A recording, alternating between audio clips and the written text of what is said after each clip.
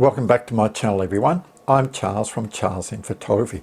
Today I want to talk about wildlife photography and how cameras have improved over the last 10 odd years when it comes to wildlife photography.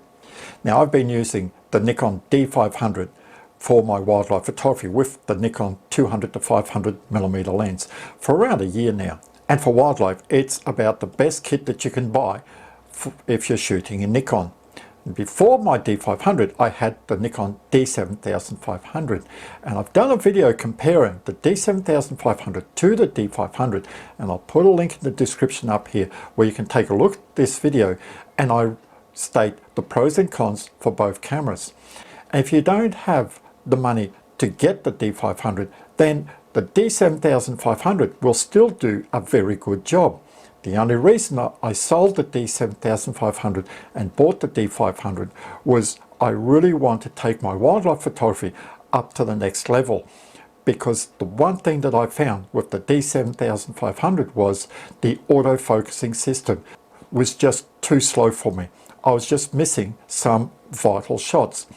But if you're just a weekend wildlife photographer, you're not going to notice that too much.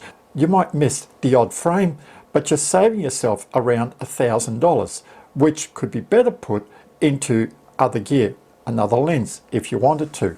But today I don't want to talk about the Nikon D500 or my previous D7500 for wildlife photography. Today I want to talk about using a much older digital SLR for wildlife photography. Now, a couple of weeks ago I was talking with a friend of mine, telling them that I was doing a lot of YouTube videos these days, and I was looking for a much older digital SLR which I could compare a camera that's at least 10 years old with a much newer camera, and how the technology has caught up, and also if a camera of that age could still be of value today, has a budget entry level, be it wildlife or for landscapes. They told me that their son had a Nikon D90, had been sitting in a cupboard for a couple of years. They'd lost the charger, so they weren't using it. I asked them if I could borrow the camera, borrowed the camera, bought a charger off eBay, and I've gone out a couple of times just to shoot wildlife. Now, I am going to do a video tutorial on using the D90 for daytime, sunrise or sunset, and maybe even astro, but that'll be in a couple of weeks time, so stay tuned for that video. But today I just want to talk about wildlife, and is the Nikon D90 still thought of as a good camera for wildlife photography? I was actually pleasantly surprised on some instances of the camera, and at other times I was a little bit disappointed. Let's discuss some of the positives and negatives of this camera. Now, the positives are 12 megapixel. The camera came out in 2008 and it's still a very good camera. Now, I found the white balance as a whole quite good. It did let me down a couple of times, and I'll show you that in a minute. What I did find was that it exposed the image very well. I didn't have to use exposure compensation at all in my two trips that I went out to shoot wildlife. Whether I was using matrix, metering, center weighted or spot, it handled the metering very well, much better than I expected for a camera of this age. I set up the D90 about the same as I set up my D500 or the D7500, and that is that I shoot in manual mode. So I set the camera up on manual, I choose the shutter speed that I want, I choose the aperture, which is f5.6 because I shoot wide open, and then I go into my ISO setting and I choose auto ISO. I set the base ISO. In the D90, the base ISO is ISO 200. So I chose ISO 200. The maximum ISO I chose was 3200 because that is the limit ISO for this camera.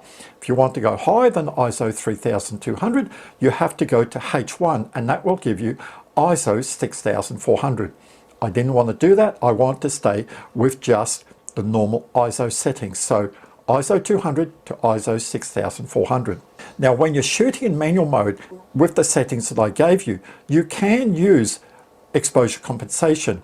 And when you're using exposure compensation, it's not your shutter speed or your aperture that will change. It is your ISO.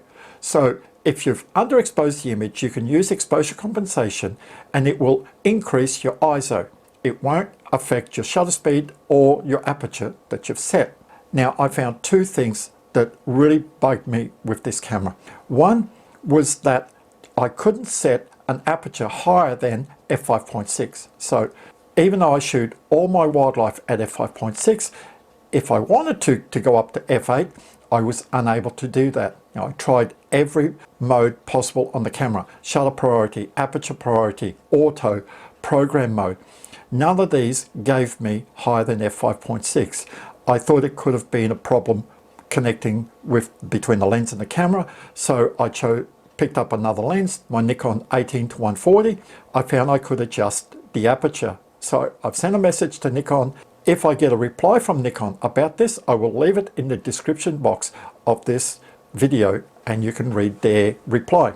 That is one thing that I found, but really didn't affect me too much because I shoot wide open. One of the big bugbears I found was back button focusing. Now understand, this camera came out in 2008. Back then, not too many people were using back button focusing for their wildlife, and even less for landscape photography. Most of us were just using the shutter button to focus and to take the photo. When I tried to set back button focusing up, I found that the only way that I could use back button focus was if I chose AFC, autofocus continuous. If I chose autofocus single, then I couldn't use back button focusing. And I found also the second problem was the focusing speed of this camera was woeful. It was great when I was taking images of birds that were just moving just very slightly or just standing still, but twice a flock of magpie geese came in to land on this lake where I was photographing, and on both occasions I was not able to get a clear shot on any of these birds when they were coming into land, because by the time the camera had locked in onto a bird that was coming into land, that bird had already touched the ground. So this is something that I found that was very annoying. Another thing that I found with the focusing was that if the background was very noisy, that the bird blended in to the background, then the camera struggled to find focus and it would just take forever to actually lock on. So these are the two big problems that I found with this camera, but it would not stop me using it. And at the end, what I found was I disabled back button focusing and I just went back to using the shutter button to focus and to take the photo. And I found that I actually got slightly quicker focusing with the D90, so something that you might want to think about. Let's take a look at some of these photos and I'll tell you the ISO settings that I use. Most of these photos are all JPEGs straight off the camera because I want to show what the photos look like from a 12 megapixel camera. So this is the first photo I took. This bird was only about 4 meters away from me. Nice and sharp, very little noise. The ISO was 220. These doves were in a tree, ISO 250, and this is where I was very surprised with the white balance set to auto, because look, the colors are very neutral. Now when we look at photos for sharpness and for noise and all that, you have to understand that there's two parts for this image. One is the lens and one is the camera. So the sharpness, a lot of it comes from the lens itself. This is a very sharp lens even at f5.6. The noise and the color comes from the camera. If the camera cannot handle high ISO, it would display in the photo. The lens is not going to look at that. Now this is where I was pleasantly surprised. I was shooting in center weighted. This egret was in the shade, you can see, and there's a little bit of sun coming on it, which sometimes can make metering a bit of a balancing act. Shot at ISO 720 and very little noise, and you can see that the camera metered correctly. Also, the white balance is very accurate. Nothing is oversaturated.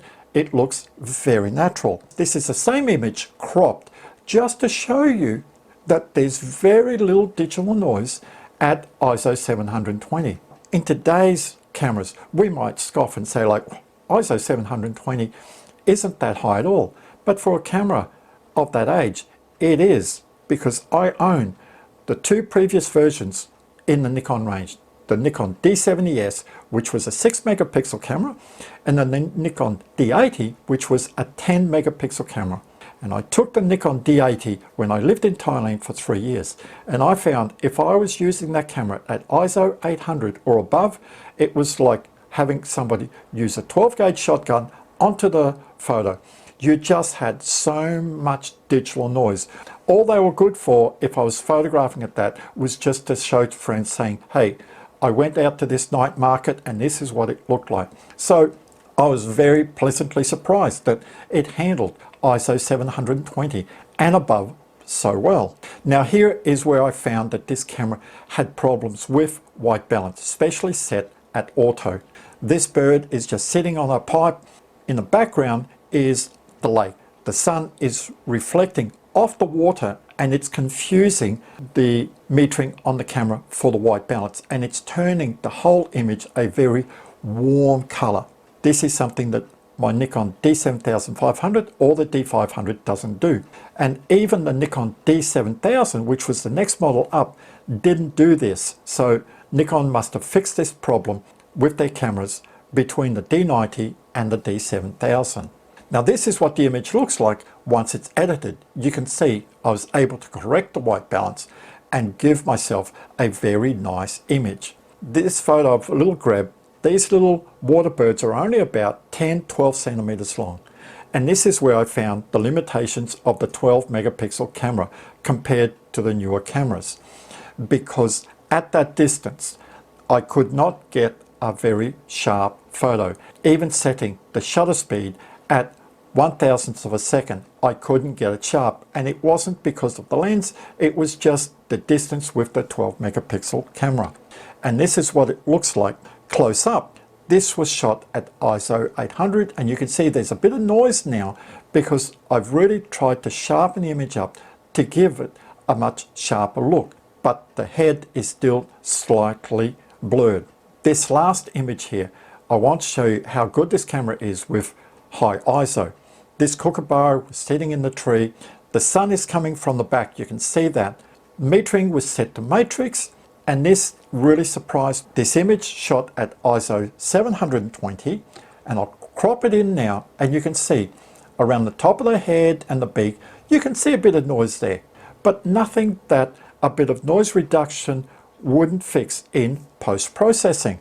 Take a look at this image. This one was shot at ISO 2200. There's a bit of noise there, but very manageable. And understand, 2008 camera, 12 megapixel, it's done a very good job. So all in all, I was pleasantly surprised that this camera was still good in today's age. Would I pair a D90 with the Nikon 200 to 500? No, because now I know the limitations, but my idea was never to really put a D90 with the 200 to 500.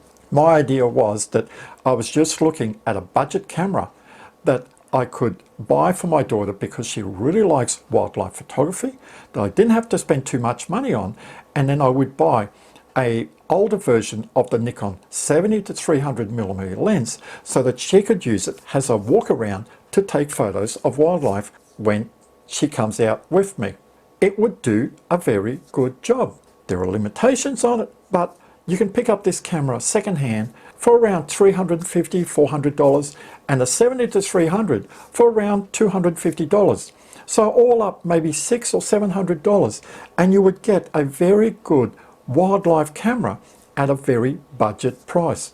And it's something that if somebody told me that, oh, I don't have much money, I want to spend less than $1,000, I'm looking at a camera, then I'd say, well, you could look at the D90. But if they had just a couple of dollars extra, then I would say, look at the D7000, because from the D90 to the D7000, it was a very big jump. This video was just about seeing if I could actually use the D90 for wildlife. And I'm pleasantly surprised that I could. Yes, the bugbear is that the focusing is slow. This, I think, is really because of this lens, because I've tried using it with my Nikon 18 to 140 and the focusing isn't as slow. So maybe it has something to do with this lens. So if you found value in this video, give me a thumbs up, I'd appreciate if you subscribe to my YouTube channel. Stay safe, enjoy your photography, no matter what camera you have, and I will see you next time.